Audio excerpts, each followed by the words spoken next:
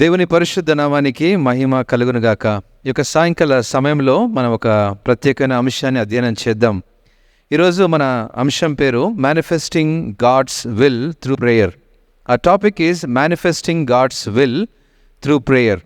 ప్రార్థన ద్వారా దేవుని చిత్త ప్రకారమైనటువంటి ప్రత్యక్షతను ఎలా మనము పొందుకోగలం. ప్రార్థన చేసినప్పుడు దాని జవాబు మనం పొందుకోగలము. ప్రార్థన చేసినప్పుడు దాని యొక్క దేవుని దగ్గర నుంచి ఒక సమాధానాన్ని పొందుకోగలము. కానీ ప్రత్యేకంగా ప్రార్థించినప్పుడు we can even get the manifestation. ప్రత్యక్షత అనేటువంటి ఒక అనుభవాన్ని ఎలా తెలుసుకోగలము, ఎట్లా దేవుని చిత్తమైనటువంటి ప్రత్యక్షత ఎలా పొందుకోవాలో మార్కు సువార్త మొదటి అధ్యాయము 36వ వచనంలో చక్కని అనుభవం ఇక్కడ రాయబడింది. మనం నేర్చుకుందాం, చూద్దాం. మార్కు సువార్త మొదటి అధ్యాయం 35వ వచనము. ఆయన పెందల కడనే లేచి ఇంకను చాలా చీకటి ఉండగానే బయలుదేరి అరణ్య ప్రదేశమునకు వెళ్ళి అక్కడ ప్రార్థన చేయుచుండెను. ఈ మాట చదివినప్పుడు ఎవరు ప్రార్థన చేస్తున్నారు ఇక్కడ? Who is praying here? Jesus is praying. ఆయన ఎలా ప్రార్థన చేశాడో అన్న very important point you need to understand. This is the key to understand our daily prayer.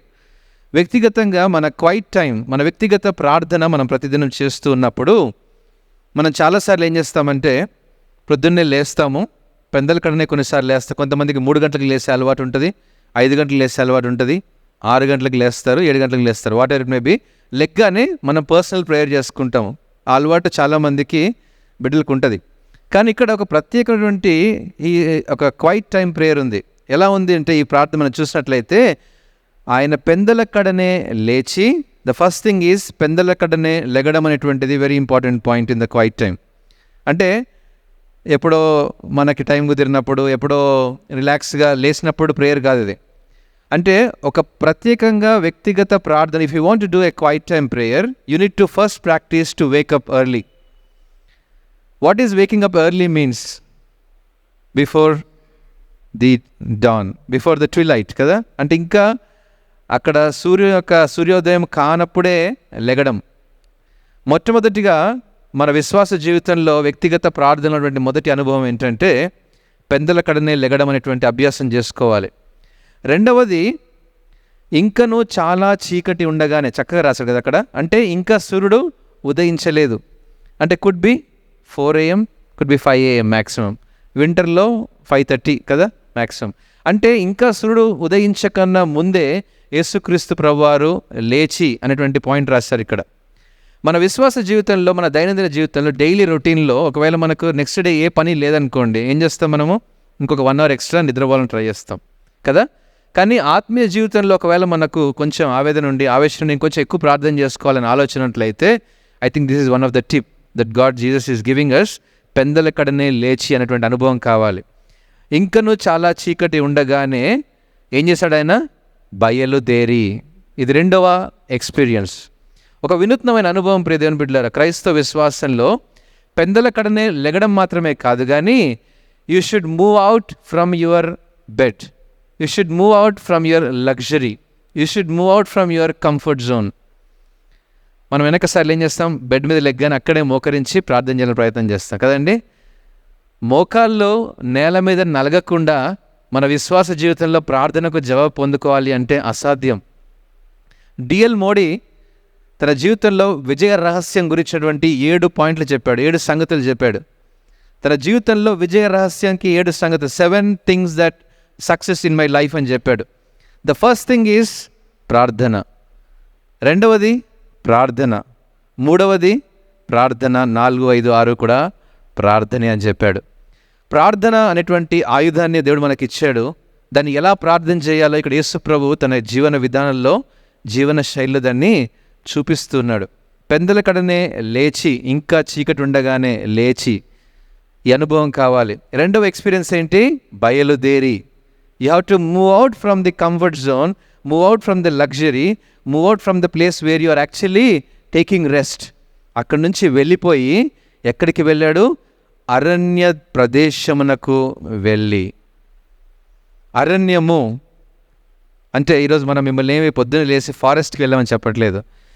Literally ఈ యొక్క మాటకు అర్థం ఏంటంటే move out from your comfort and luxury to a discomfort zone.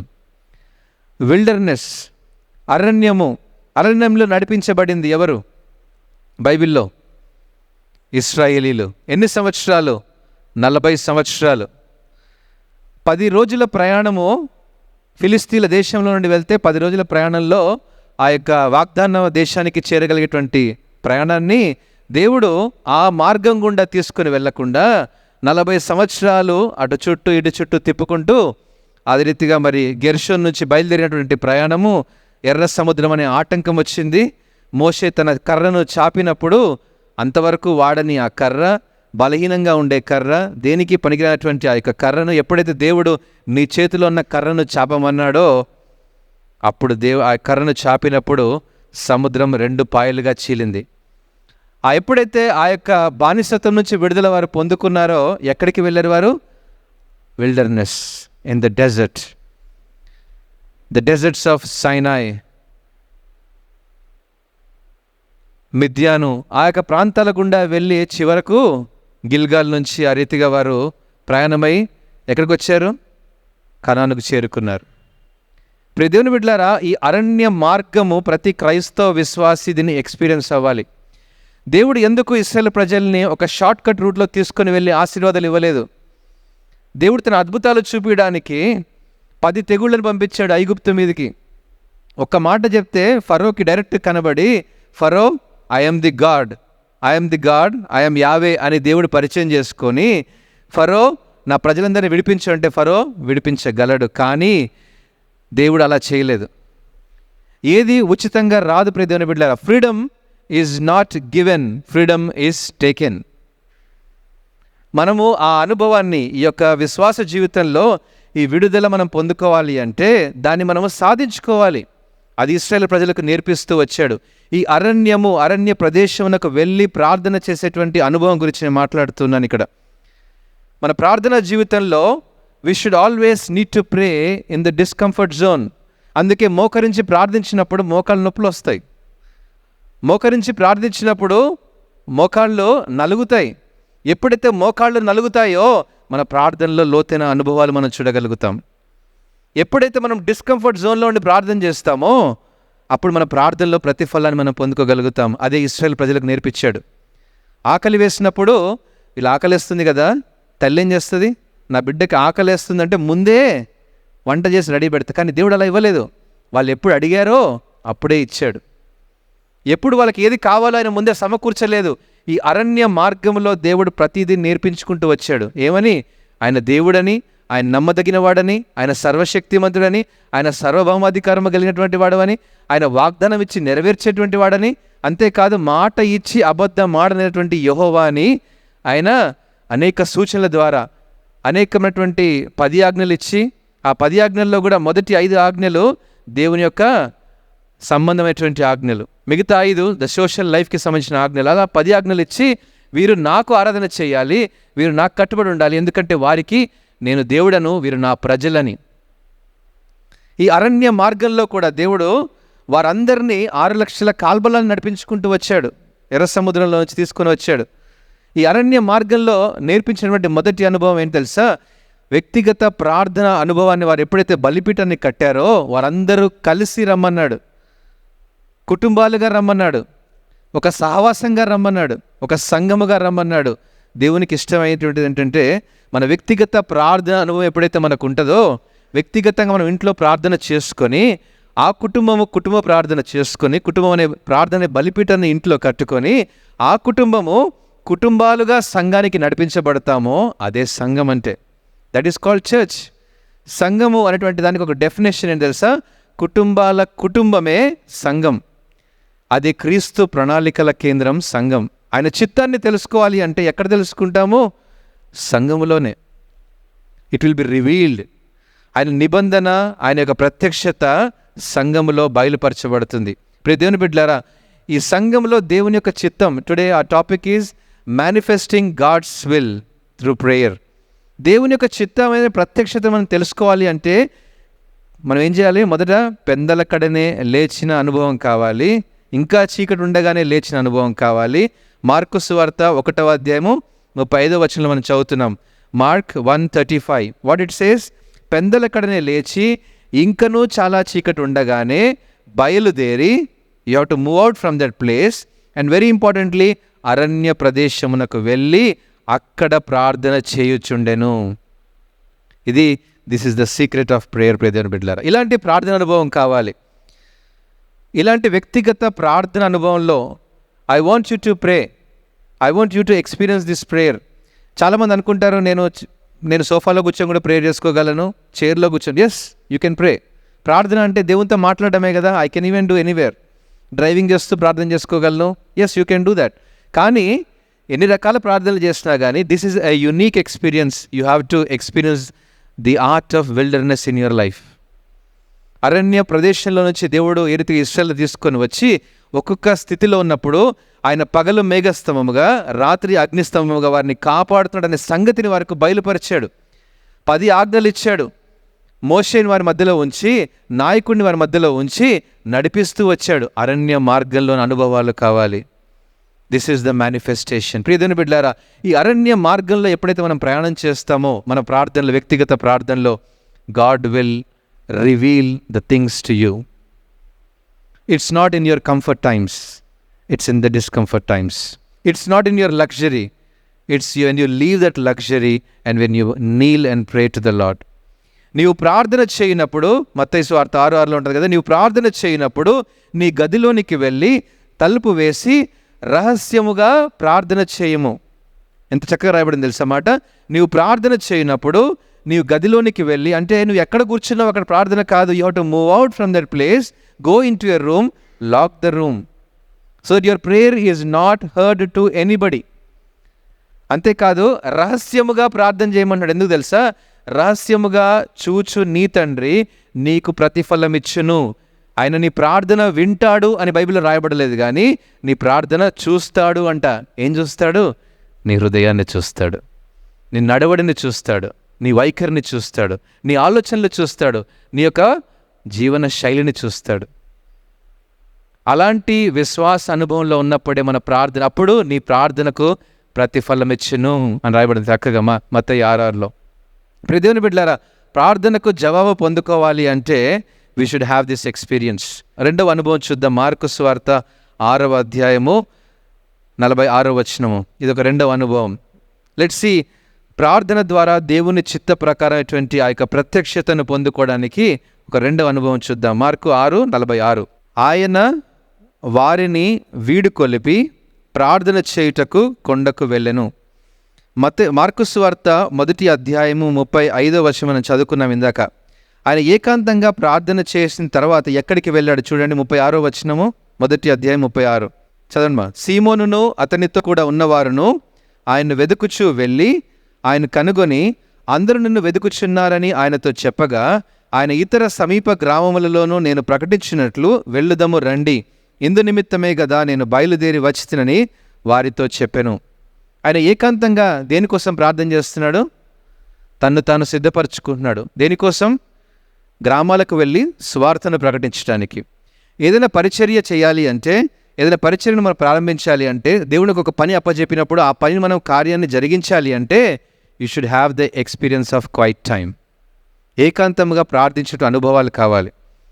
మనము ఇక వాక్యాన్ని ప్రకటించాలి అంటే, ఇతరులకు సువార్తను ప్రకటించాలి అంటే, దేవుని సన్నిధిలో ఒక పనిముట్టుగా వాడబడాలి అంటే మనము ఏ చిత్త ప్రకారంగా వాడబడాలి, ఎక్కడ సువార్తను ప్రకటించాలి, ఎవరికి సువార్తను ప్రకటించాలి, ఏ ప్రాంతానికి వెళ్ళాలి, ఎవరికి మనము దేవుని విషయాలను ఎలా బోధించాలి, ఏ జ్ఞానంతో బోధించాలి, ఇది ప్రత్యక్షపరచబడేది ఎక్కడ? వ్యక్తిగత ప్రార్థనలోనే. అది యేసుక్రీస్తు ప్రభువారు అక్కడ చేస్తున్నారు. అంటే మరి ప్రవచించే ముందు సిద్ధపాటుగా వ్యక్తిగత ప్రార్థన అనుభవాన్ని చూపిస్తున్నారు. ఇందాక మార్కు సువార్త 6:46 చదవండి. 6:46 ఆయన వారిని వీడుకొలిపి ప్రార్థన చేయుటకు కొండకు వెళ్ళెను. ఎక్కడికి? సువార్తంతా ప్రకటించిన తర్వాత, సువార్త పని అయిపోయిన తర్వాత ఇక ఆయన నా పని అయిపోయిందని చెప్పేసి రిలాక్స్ అవ్వట్లేదు.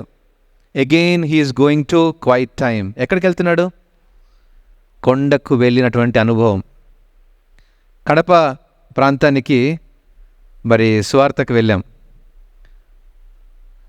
ఏ ప్రాంతాల్లో మనం సువార్త చేశాము? జమ్మల్ మడుగులో సువార్త చేశాము.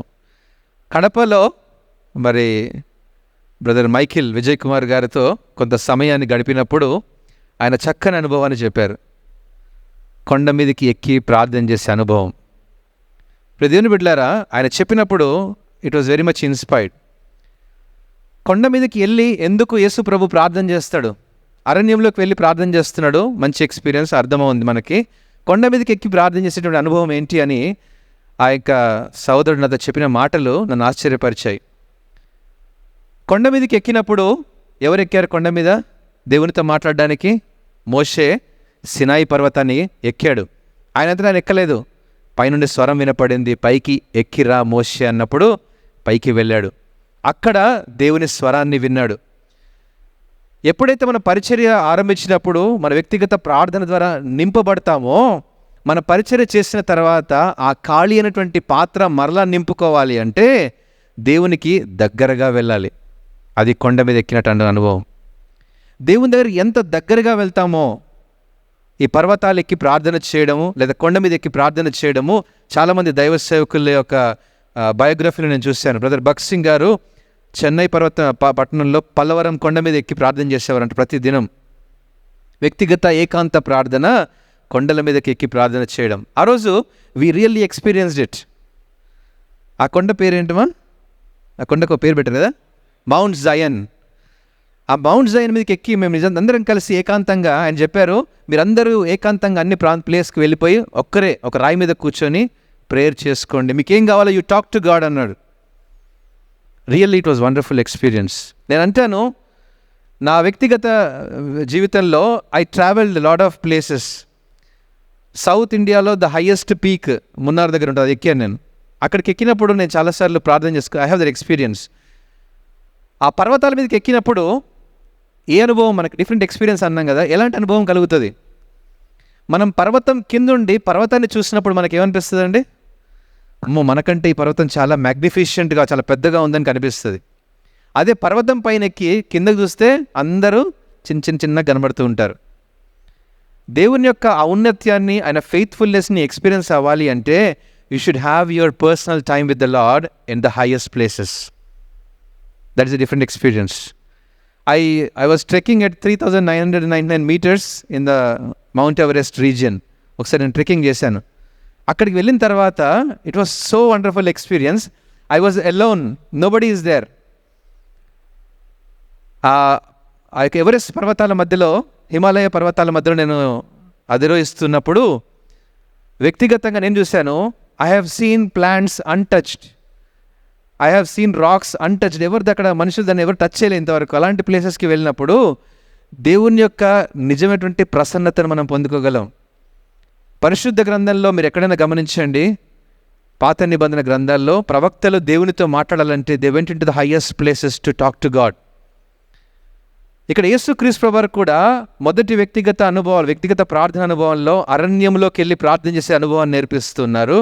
రెండవది, ఆయన వారిని వీడుకొలిపి ఏకాంతముగా కొండ మీదకి వెళ్ళి ప్రార్థన చేసే అనుభవాన్ని చూపిస్తున్నాడు. This a different experience. ఇది మీరు కూడా వ్యక్తిగతంగా అనుభవిస్తేనే మీకు అందరికీ అర్థమవుతుంది. So I really want you to experience this. పర్వతంలోకి మీదకి ఎక్కి ప్రార్థన చేసే అనుభవాన్ని ఎప్పుడైనా మీరు ఎక్స్పీరియన్స్ చేయండి. It is magnificent. ఎందుకంటే ఒక కళ్ళ ముందు మనకు దేవుని యొక్క సృష్టి అంతా కూడా ఒక 360 డిగ్రీలో కనబడుతూ ఉన్నప్పుడు ఇక నీ నోరు ఆరాధించకుండా ఆగదు. ఇక దేవుని యొక్క గొప్పతనాన్ని తెలుసుకున్న తర్వాత ఆయన వాగ్దానం నా జీవితంలో నెరవేర్చబడుతుంది అనే నిర్ధారణ కలుగుతుంది. ఆయన ప్రత్యక్షత ఎలా ఉంటుందంటే దేవునికి ఇంకా దగ్గరగా వెళ్తున్నప్పుడు ఆయన యొక్క సన్నిధానాన్ని ఇంకా నువ్వు ఎక్కువ అనుభవించగలుగుతావు. దావీదు కూడా ఆ యొక్క కొండ మీద ఆశ్రయాన్ని ఎక్కడ చూస్తాడు? నేను కొండల తట్టు నా కళ్ళు ఎత్తుచున్నాను, ఆ కొండ మీద నుంచి నాకు ఆశ్రయం కలుగుతుంది అంటాడు. దేవుని యొక్క ఆశ్రయము, దేవుని యొక్క ప్రసన్నత, దేవుని యొక్క స్వరం వినపడాలి అంటే ఈ పర్వతంలోకి ఎక్కినటువంటి అనుభవం కావాలి ప్రియమైన బిడ్డలారా. అది వ్యక్తిగత ప్రార్థనలో you have to go towards the highest.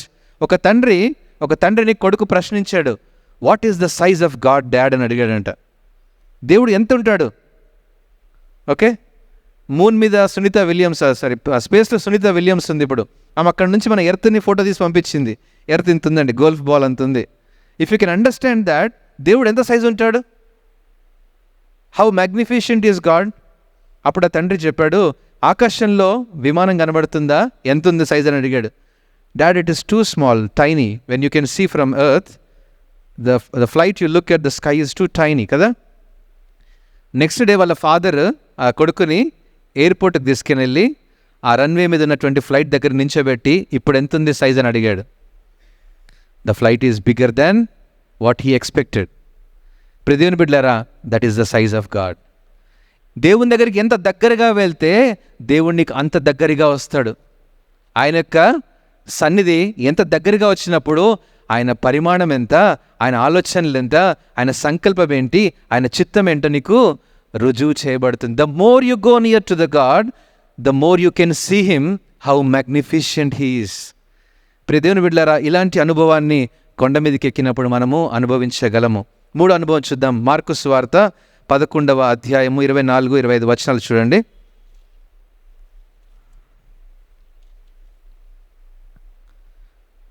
ఎవరైనా చదవండి. 24-25. అందుచేత ప్రార్థన చేయనప్పుడు అందుచేత ప్రార్థన చేయనప్పుడు మీరు అడుగుచున్న వాటినెల్లను పొంది ఉన్నామని నమ్ముడి. అంత చక్కగా ఉంది కదా మాట. మీరు ప్రార్థన చేయనప్పుడు ఏం కావాలంట?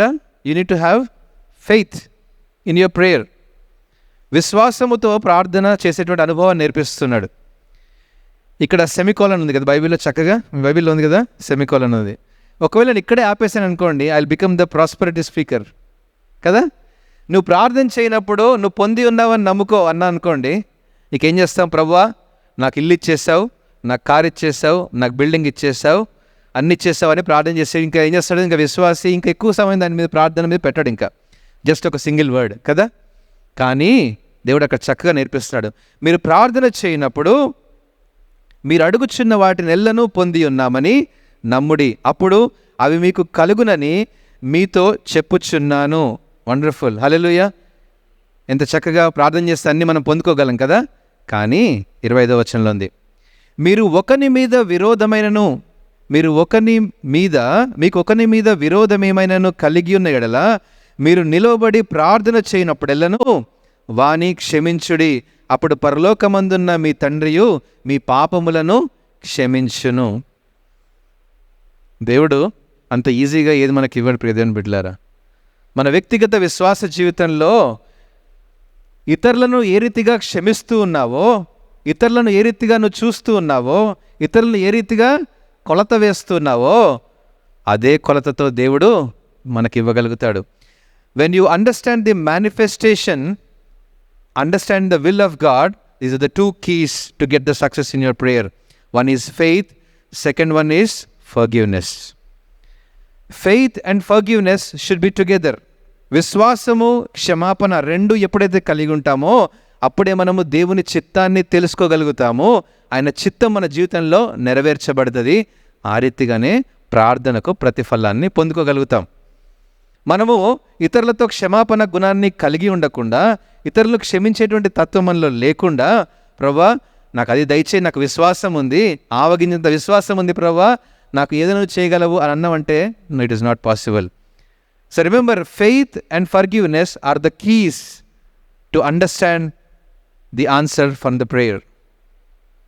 ఈ రెండు అనుభవాలు మనకు కలిగి, మొదటిది విల్డర్నెస్, అరణ్యంలో వ్యక్తిగత ప్రార్థన చేసిన అనుభవం కావాలి. ఎలా? పెందల కడని లేచి ఒంటరిగా. రెండో అనుభవం ఏంటి? కొండ మీదకి ఎక్కిన అనుభవం కావాలి. We have to refill our self in the sight of the Lord. మూడో అనుభవం ఏంటండి? ఫర్గివ్నెస్ అండ్ ఫెయిత్ రెండు కలిసినటువంటి అనుభవం మన ప్రార్థనలో ఉండాలి. నాలుగో అనుభవం చూద్దాము. మార్కు సువార్త 13:33. ఎవరైనా చూడండి, చదవండి. 13:33. Be vigilance and readiness in prayer. What it is talking about? జాగ్రత్త పడుడి, మెలకుగా నుండి ప్రార్థన చేయుడి. Very important. ప్రార్థనలో కావాల్సినటువంటి ఇంకొక అనుభవం ప్రియదేవుని బిడ్డలారా, విశ్వాసము క్షమాపణ ఎలా ఇంపార్టెంటో జాగ్రత్త వెరీ ఇంపార్టెంట్. అంతేకాదు మెలకుగా ఉండేటువంటి ప్రార్థన కావాలి. ఈ జాగ్రత్త అనేటువంటి మాట ఎందుకు మాట్లాడుతున్నాడు? మనం ప్రార్థన చేసినప్పుడు ఎందుకు జాగ్రత్త కలిగి ఉండాలి? ఎందుకు మెలకుగా ఉండాలి? ఎందుకు ప్రార్థనలు ఈ రెండు ఇంపార్టెంట్? ఎందుకు? ఎవరైనా వచ్చి మనల్ని డిస్టర్బ్ చేస్తారేమో. అందుకే ప్రార్థన అటువంటి ఎక్స్పీరియన్స్లో నువ్వు ఎలాగూ యుక్తముగా ప్రార్థన చేయాలో నీకు తెలియదు, కానీ వచింపశక్యము కాని మూలుగులతో ఆత్మ తానే మన పక్షమున పోరాడి ఆ ప్రార్థనకు దేవునికి it is submitting our prayers to the lord. ఈ యొక్క ఎక్స్పీరియన్స్ మనం విన్నప్పుడు ఎందుకు మెలకుగా ఉండి జాగ్రత్తగా ప్రార్థన చేయాలి అంటే, we should not pray with body, we should not pray with our soul, we should pray in spirit. ఆత్మలో ప్రార్థన చేసే అనుభవం కాలిపోయేదని బట్టి అదే జాగ్రత్త కలిగి ప్రార్థన చేయడం. ఎందుకంటే నువ్వు శారీరకంగా ప్రార్థన చేసినప్పుడు నీ విశ్వాసం బలహీనపడుతుంది. ఎందుకు తెలుసా? రేపు అంటారు, రేపు ఒక టఫెస్ట్ ఎగ్జామ్ని రాయాలనుకోండి, ఒక స్టూడెంట్ ప్రార్థన చేసుకుంటాడు, ఫెయిత్ ఉంది పర్వాలేదు, కానీ అది టఫెస్ట్ అని తెలుసు. అప్పుడేమవుతుంది? మన స్ట్రెంగ్త్ ఎబిలిటీ దానికి మ్యాప్ చేసుకున్నప్పుడు ఐ కాంట్ డూ దిస్, అప్పుడు మనం బలహీనపడతాం ప్రార్థనలో. అందుకే ఎప్పుడు కూడా శారీరకంగా మన బలాన్ని, శారీరకంగా మనలో ఉన్నటువంటి ఉత్సాహాన్ని బట్టి మనం ప్రార్థనలోని తీసుకొని రాకుండా, మన ప్రార్థనని ఆత్మీయ దృష్టికోణంతో ఎప్పుడైతే ప్రార్థన చేస్తామో, ఆధ్యాత్మికతలో ప్రార్థన చేస్తామో, అప్పుడే మనం ప్రార్థనకు ఆ జవాబుని పొందుకోగలం. ఈ యొక్క ఆధ్యాత్మికత, స్పిరిచువాలిటీలో ఉన్నటువంటి డిఫరెంట్ లెవెల్ ఆఫ్ ప్రేయర్, ఈ యొక్క being vigilant and being readiness when you keep in your prayer, these are the key things that you can actually see a manifestation or revelation of the Lord in your life. మన ప్రార్థన జీవితంలో ఈ మూడు కూడా వ్యక్తిగత ప్రార్థనలో ఉన్నటువంటి అనుభవాలే. 4 వ్యక్తిగత అనుభవాలే ప్రియమైన బిడ్డలారా. మరొక అనుభవాన్ని చూద్దాము. మార్కు సువార్త 14:32-39, 32 నుంచి 39 వరకు చదువుకుందాం. మార్కు సువార్త 14. వారు గెత్సెమనే అనబడిన చోటునకు వచ్చినప్పుడు ఆయన, నేను ప్రార్థన చేసి వచ్చే వరకు మీరిక్కడ కూర్చుండుడని తన శిష్యులతో చెప్పి, ఒక different experience of prayer Jesus is revealing here. Gethsemane కొండ, గెత్సెమనే తోటలో దేవుడు యేసుక్రీస్తు ప్రభువారు ఏకాంతముగా ప్రార్థన చేయడానికి వెళ్తున్నాడు. గెత్సెమనే అనబడిన చోటునకు వచ్చినప్పుడు నేను ప్రార్థన చేసి వచ్చే వరకు మీరిక్కడ కూర్చున్నాడని తన శిష్యులతో చెప్పి, పేతురును యాకోబును యోహాను వెంటబెట్టుకుని పోయి మిగుల విభ్రాంతి నందుటకు చింతాక్రాంతుడగుటకును ఆరంభించెను. అప్పుడు ఆయన, నా ప్రాణము మరణమగునంతగా దుఃఖములో మునిగి ఉన్నది, మీరిక్కడ ఉండి మెలకుగా నుండుడని వారితో చెప్పి ఏం చేశాడు? కొంత దూరము సాగిపోయి నేల మీద పడి సాధ్యమైతే ఆ గడియ తన యొద్ద నుండి తొలగిపోవాలని ప్రార్థించెను. తర్వాత ఎలా ప్రార్థిస్తున్నాడంటే, నాయనా తండ్రి, నీకు సమస్తమును సాధ్యము, ఈ గిన్నె నా యొద్ద నుండి తొలగించుము. ఇంతవరకు మనం ఈ అనుభవాన్ని చూద్దాం. యేసుక్రీస్తు ప్రభువారు తన శిష్యులు ఆ గెత్సెమనే అనేటువంటి ప్రాంతం దగ్గరకు వచ్చినప్పుడు ఆయన కొందరిని శిష్యుల్ని చూస్ చేసుకుని, యాకోబు, పేతురు, యాకోబు, యోహాను అని వెంటబెట్టుకొని కొంత ప్రదేశానికి వెళ్ళి మీరు మెలకుగా ఉండి ప్రార్థన చేయండి, నేను కొంత దూరం ముందుకు వెళ్ళి అక్కడ ఏకాంతంగా నా తండ్రికి నేను ప్రార్థన చేస్తానని యేసుక్రీస్తు ప్రభువారు ప్రార్థన చేస్తున్నారు. ఎప్పుడు ప్రార్థన చేస్తున్నాడు?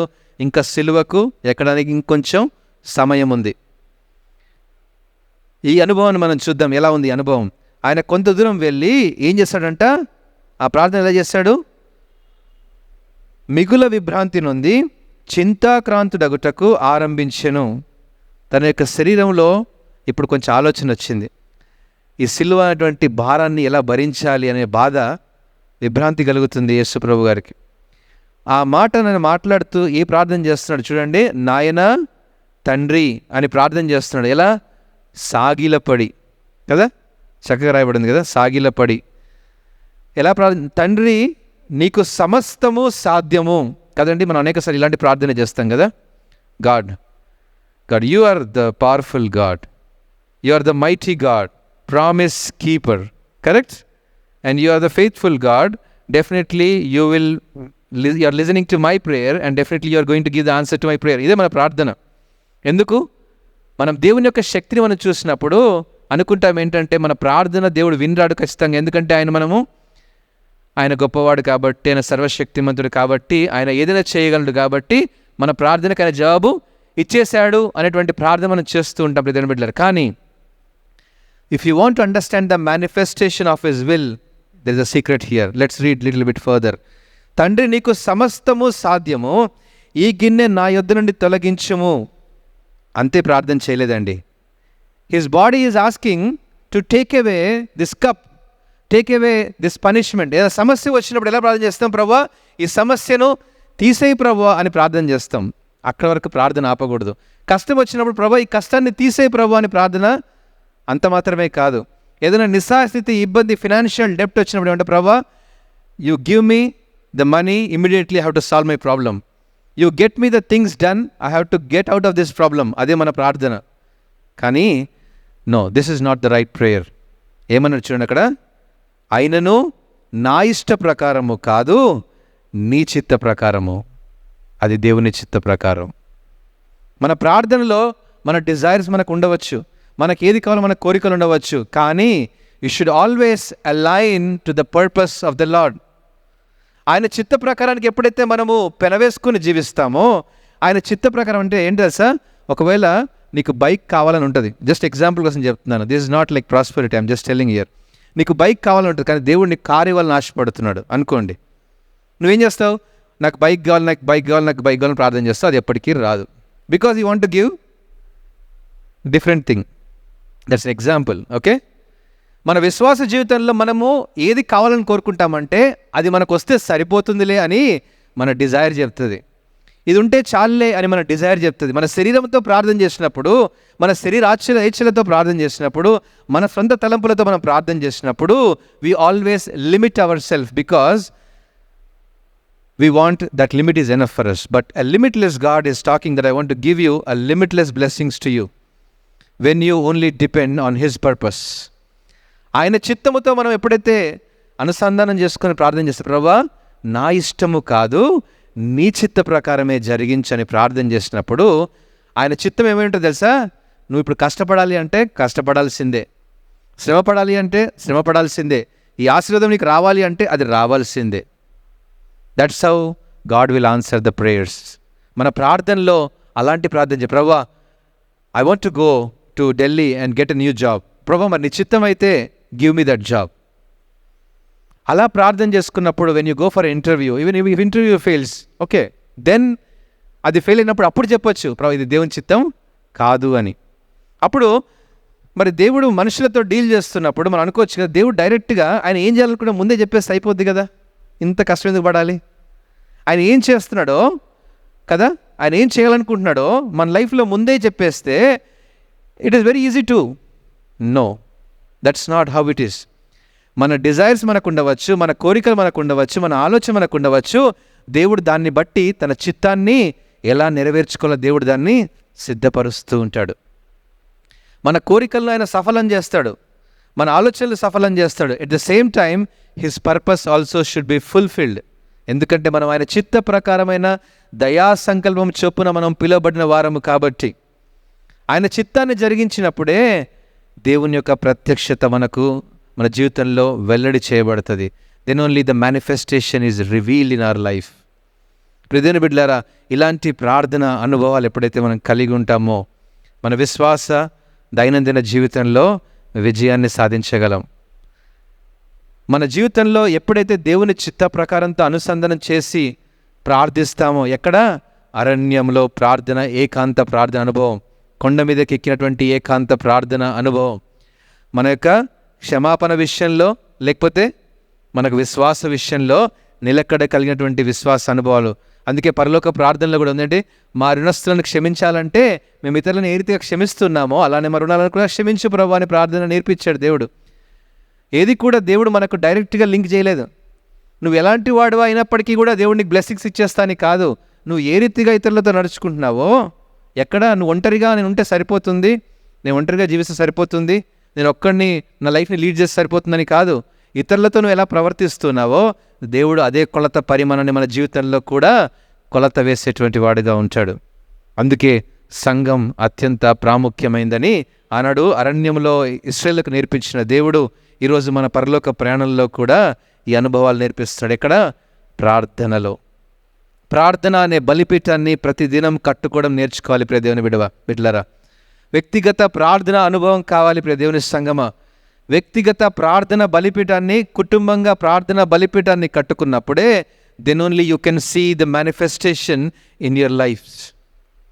మన విశ్వాస జీవితంలో దేవుని యొక్క ప్రత్యక్షత వెల్లడి చేయబడుతుంది. అప్పుడు నా చిత్తం కాదు ప్రభువా, నీ చిత్తమే సిద్ధించును అని ప్రార్థన చేస్తాం. అప్పుడు ఆయన చిత్తం ఎలా ఉంటుంది తెలుసా? ఈ గిన్నెను తీసే ప్రభా అని కాదు, సిలువ వేసినా పర్వాలేదు అనేటువంటి ఆలోచనల వైపు వెళ్తాయి. అందుకే యేసుక్రీస్తు ప్రభువారు తండ్రి చిత్తాన్ని నెరవేర్చాడు. ఆ తండ్రి చిత్తాన్ని నెరవేర్చడానికే ఆయన కల్వరి శిలువలో నీ కోసం నా కోసం తన ప్రాణాన్ని అర్పించాడు. ఆఖరి బొట్టు తగ్గ రక్తాన్ని కార్చాడు. తన శరీరం అంతా చారలుగా దున్నబడింది. అది తండ్రి చిత్తం. నీకోసం ఆయన మరణించాడు కల్వరి శిలువలో, తండ్రి చిత్తం. ఆయన సమాధి చేయబడి అప్పటికీ కూడా దేవుని మహిమతో ఆయన తిరిగి లేపబడ్డాడు. అది దేవుని చిత్తం. మన విశ్వాస జీవితంలో ఇటువంటి ప్రార్థన అనుభవాలు కావాలి. నేను ఒకప్పుడు సిగరెట్ తాగేవాడిని అండి, ఒకప్పుడు మందు కొట్టేవాడిని, మానేశానంటే నీ అలవాట్లు మానేయి. నీ యొక్క ప్రాచీన స్వభావాల్లో విడిచిపెట్టమని దేవుడు మాట్లాడుతున్నాడు. ఇవి అలవాట్లు, వీటి కాదు. నా కోపం ఉండేది, ఇప్పుడు నేను చాలా నెమ్మదిగా ఉన్నాను కదండి. No, this is not. రక్షణ అనుభవంలో దేవుని యొక్క ప్రత్యక్షత చూడాలి, ఆయన ఆశీర్వాదాలు చూడాలి, దర్శనాలు చూడాలి, ఆయన వాగ్దాన నిబంధనలు ముందే బయలుపరచు ప్రభా అని అడగాలి. అది కొండ మీద ఎక్కిన అనుభవం. మనందరం చాలామంది వెళ్ళాం కదా కడప, వి ఎక్స్పీరియన్స్ దాట్. అలాంటి అనుభవాలు మీ వ్యక్తిగత జీవితంలో మీరు కూడా అనుభవించి చూడండి ప్రియ దేవుని బిడ్డలారా. నేను కూడా, మనందరం కలిసి ఈ అనుభవాల గుండా ఎప్పుడైతే మనం వెళ్తామో we can see the power of manifestation. And this is the key to understand the will of God. ఆయన చిత్తం బయలుపరచబడినప్పుడు ఇక వెనకంజ వేయం. ఎప్పుడైతే మోషే దేవునితో మాట్లాడాడో, ఇక ఎర్ర సముద్రం అనే ఆటంకం వచ్చినా కూడా 2 పాయలుగా చీల్చేటువంటి ఆ యొక్క శక్తిని చూశాడు. ఆరిన నేల నడిచేటువంటి విశ్వాసపు సాహసం చేశాడు. ఆరిన నేల నడిచాడు. అది ఇంకా మునిపెన్నడూ కూడా ఇలాంటి అద్భుతాలు జరగలేదు మన తన జీవితంలో. నోవా ఎప్పుడైతే దేవునికి విధేయతను చూపించాడో, దేవుని చిత్తాన్ని తెలుసుకొని దాన్ని ఎగ్జిక్యూట్ చేశాడో, రక్షణ ఓడలోనికి నోవా తన కుటుంబాన్ని దేవుడు ఆరిన నేల అనే పర్వతం పైన దాన్ని తీసుకొని వెళ్ళాడు. రక్షణ అనుభవంలోనికి కుటుంబాన్ని తీసుకొని వచ్చాడు. ఇవన్నీ కూడా దేవుని చిత్త ప్రకారం మనం చేసినప్పుడే దేవుడు మన జీవితంలో తన కార్యాలు అనూహ్యంగా అద్భుతమైనటువంటి అనుభవాల్లో దేవుడు తీసుకొని వెళ్తాడని ఈ మాటలను బట్టి మనం తెలుసుకోగలం. తల్లు వంచి ప్రార్థన చేసుకుందాం. ప్రియ దేవుని బిడ్డలారా, ఈరోజు మీరు విన్నటువంటి వాక్యము మా జీవితాల్లో, మన జీవితాల్లో దేవుడు కార్యసిద్ధి కలిగించాలి అంటే ఇవన్నీ వ్యక్తిగత ప్రార్థన అనుభవాల్లో నుంచి రావాలి. మెలకువగా ఉండి జాగ్రత్త కలిగి ప్రార్థన చేయాలి. ఎందుకంటే ఆయన ఎప్పుడు వస్తాడో మనకు తెలియదు. అక్షయతను ధరించుకునేటువంటి రోజు రాబోతుంది ప్రియ దేవుని బిడ్డలారా. ఒకవేళ ఈ రాత్రికాల సమయంలో ఆయన రాకడ వస్తే ఎత్తబడ్డానికి నువ్వు సిద్ధంగా ఉన్నావా? Be vigilant and be ready. 10 మంది కన్యకల గురించిన ఉపమానంలో మాట్లాడుతున్నాడు. తమ దివిటీల చేత పట్టుకొని సిద్ధపాటు ఉన్నటువంటి వారే ఎప్పుడైతే పెండ్లి కుమారుడు మధ్యాకాశంలో ఆయన మేఘారుడై వచ్చాడో సంఘం ఎత్తబడింది. ఎవరు సిద్ధపాటులో ఉంటారో వారే ఎత్తబడతారు. సిద్ధపాటులో లేనటువంటి, అంటే ప్రతి దినము సిద్ధపాటు కలిగినటువంటి విశ్వాస జీవితం. Be vigilant and be ready in your prayers. ఆ గడియ ఎప్పుడు వస్తుందో మీకు తెలియదు కాబట్టి బీ రెడీ. అక్షయత ధరించుకునేటువంటి ఒక రోజు రాబోతుంది. మర్త్యమైనది అమర్త్యతలోనికి ధరించుకునేటువంటి ఒక రోజు రాబోతుంది. ఆ క్షణములో రూపాంతరంలోనికి వెళ్తావు. ఏ రీతిగా మధ్యాకాశంలో యేసుక్రీస్తు వారు ప్రత్యక్షపరచబడతారో మొదటిగా ఎత్తబడేది సంఘం. మరణించినటువంటి వారు, గతించినటువంటి వారు ఆ సమాధులు తెరవబడి మహిమగా ఎత్తబడతారు.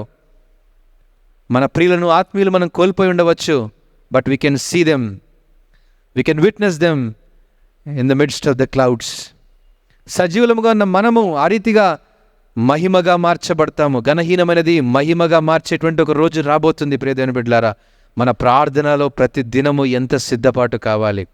వ్యక్తిగత ప్రార్థన అనుభవం ఉన్నటువంటి వాళ్ళే ప్రపంచంలో దేవుని కొరకు గొప్ప గొప్ప కార్యాలు జరిగించారు. వ్యక్తిగత ప్రార్థన అనుభవం కలిగినటువంటి వారే దేవుని కొరకు గొప్ప ఆయుధాలుగా నిర్మించబడ్డారు. దేవుని యొక్క ప్రణాళికలు, ఉద్దేశాలు ఎప్పుడైతే దేవునికి దగ్గరగా వెళ్ళి విన్నాడో మోషే 40 సంవత్సరాలు 6 లక్షల కాల్బలాన్ని నడిపించేటువంటి నాయకుడయ్యాడు. ఆ వ్యక్తిగత ప్రార్థన అనుభవం ఉన్నప్పుడే దానియేలు దేవుని యొక్క దర్శనాన్ని చూశాడు. ఆ దేవదూత వచ్చి అతనికి సహాయం చేసింది. తను ఒంటరిగా ఆ యొక్క సింహాల బోన్లో ఉన్నప్పటికీ కూడా దేవుని యొక్క ప్రసన్నత దానియేలు దగ్గర ఉంది. ఎందుకంటే వ్యక్తిగత ప్రార్థన అనుభవం ప్రతి దినాన్ని దానియేలు కలిగి ఉన్నాడు. దావీదు వ్యక్తిగత ప్రార్థన అనుభవం కలిగి ఉన్నాడు. తన జీవితంలో వెనుకంజ వేసిన సందర్భం వచ్చినప్పటికీ కూడా, పడిపోయిన సందర్భం వచ్చినప్పటికీ కూడా దేవుని దగ్గరికి వెళ్ళి ఎప్పుడైతే క్షమాపణ పొందుకున్నాడో he was able to get the forgiveness from the Lord. అందుకే ఆ దావీదును దేవుడు ఎలా క్షమించాడు అంటే దావీదు సింహాసనాన్ని పరలోకంలో కూడా చూపించిన అనుభవాన్ని మన జ్ఞాపకం చేస్తున్నాడు. అంతగా క్షమించేటువంటి దేవుడు మన మధ్యలో ఉన్నాడు. ప్రియ దేవుని బిడ్డలారా, దేవుడు ఏమై ఉన్నాడో, ఆయన గొప్పతనం ఏంటో, ఆయన శక్తి ఏంటో, ఆయన మహిమేంటో తెలుసుకునేటువంటి అనుభవాలు కావాలి. Don't come to church because you need to see God or because he was on the cross of Calvary. Don't come to church because he is Jesus Christ. No, it's not required. దేవుని సన్నిధికి ఎప్పుడు రావాలి తెలుసా? ఆ సన్నిధానాన్ని అనుభవించడానికి రావాలి. ఆయన యొక్క గొప్ప కార్యాలు అనుభవించడానికి ఇక్కడికి రావాలి. You have to take out this Joy of salvation from the body of the church. అందుకే ఆయన బల్లో చేయవేసినప్పుడు, యోగ్యమైన రీతిగా బల్లో చేయవేసినప్పుడు, ప్రభా నీ యొక్క శరీరము ఆ రక్తము నా కొరకే అని ఆయన శరీరంలో రక్తంలో పాలు పంపులుగానే అనుభవంలోనికి తీసుకొని వెళ్ళాలి. You have to experience that Joy in the church.